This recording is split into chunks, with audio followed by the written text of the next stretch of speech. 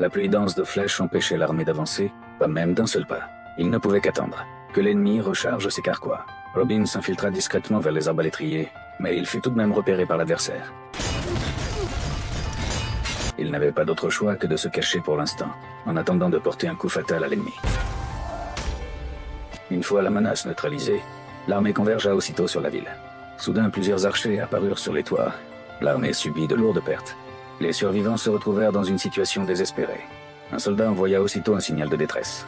Les soldats à l'extérieur de la ville l'aperçurent et déclenchèrent sans tarder une violente attaque à l'aide de leurs catapultes. Robin recula dans la panique, mais tomba droit dans une autre embuscade. Il fut subjugué par l'ennemi. Heureusement, ses compagnons arrivèrent à temps pour le secourir. Après la victoire, l'armée décida d'exécuter les prisonniers ennemis, pour venger leurs camarades tombés au combat. Un autre captif allait être mis à mort. Un homme noir supplia aussitôt qu'on lui épargnait la vie. C'était son fils. Robin éprouva une vive compassion à cette vue, mais il ne pouvait rien changer au dénouement. Robin se libéra des mains des soldats, coupa les chaînes de l'homme noir. Tous les prisonniers de guerre profitèrent de l'occasion pour fuir.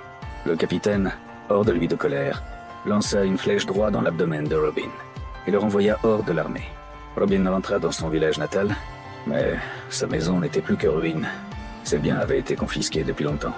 Même sa bien-aimée avait trouvé un nouvel amant. Robin perdit aussitôt toute raison de vivre, jusqu'à l'arrivée de cet homme noir. Leur destin tragique était tous deux l'œuvre du souverain tyrannique.